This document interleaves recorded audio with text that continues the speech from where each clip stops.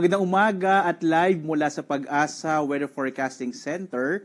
Narito na nga ang lagay ng ating panahon ngayong araw ng Linggo, July 6, 2025. Unahin muna po natin yung ating ipinalabas na heavy rainfall warning. Kaninang alas 2 ng umaga, nag-issue po ng heavy rainfall warning.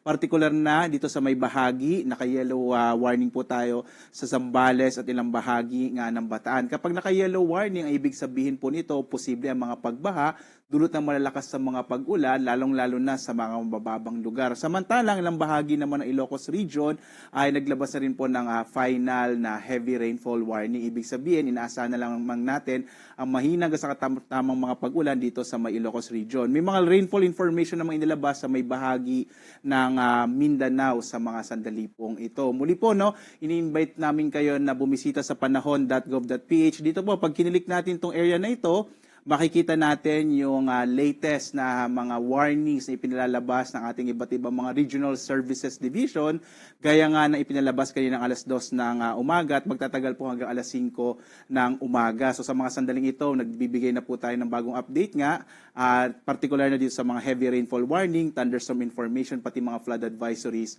sa buong bansa. Muli po, invite namin kayo sa panahon.gov.ph para makita nyo po yung mga latest information na inilabas, particular na ating mga Regional Services Division.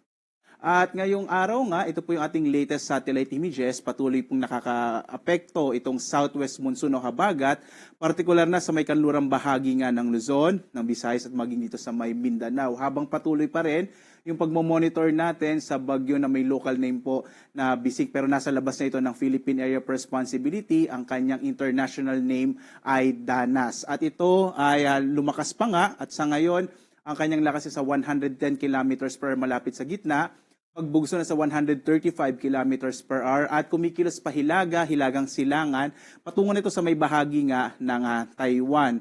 Itong si Severe Tropical Storm Danas ay huling namata na sa 420 kilometro kanluran ng Basco sa lalawigan nga ng Batanes. Wala itong direktang epekto sa ating bansa, wala rin tayong nakataas na tropical cyclone wind signal, bagamat inaasahan pa rin natin yung mga kaulapan na dala nito ay magdudulot ng mga pag-ulan, partikular na sa may bahagi ng Batanes at maging sa Babuyan Group of Islands. Samantala, ang malaking bahagi pa rin ng Luzon sa araw na ito ay magkakaroon ng mga kalat-kalat ng mga pag-ulan, pagkilat, pagkulog at maulap na kalangitan. Lalong-lalo na po sa may kanlurang bahagi ng Luzon, yung area ng Ilocos Region, Bataan at Zambales, asahan pa rin natin na magkakaroon ng malaking tsansa na hanggang sa malalakas na mga pag-ulan. Gayon din sa may area ng Metro Manila, gayon din sa may nalalabing bahagi ng Central Luzon, maging ang bahagi ng Cagayan Valley, Calabarzon, Mimaropa, itong Western Visayas kasama yung Negros Island Region at maging yung BARM, kasama po itong Zamboanga Peninsula. Ngayong araw, malaki pa rin chance ng mga pag-ulan,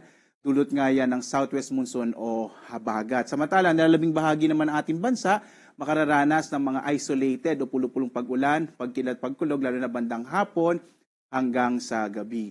Narito nga po yung latest track ng bagyong si bising na may international name na Danas, si Severe Tropical Storm Danas. Makikita po ninyo patungo ito sa may bahagi ng Taiwan at hindi pa rin natin inaalis yung posibilidad na ito ay muling pumasok dito sa loob ng Philippine Area of Responsibility. Posible pong mamayang gabi hanggang bukas ng madaling araw pero mabilis na lamang ito. Makikita rin natin na posible pang lumakas si Severe Tropical Storm Danas at maging isang ganap na typhoon. Ma-reach niya po yung typhoon category.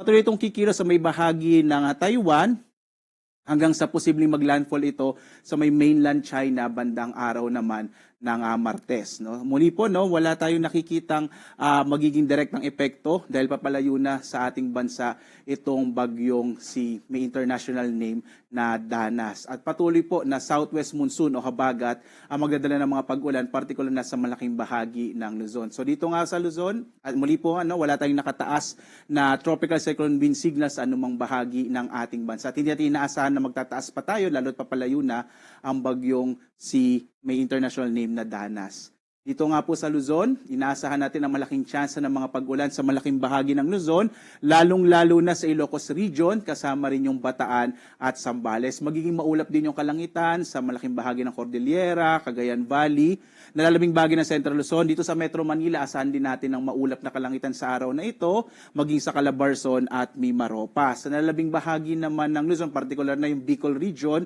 inaasahan pa rin natin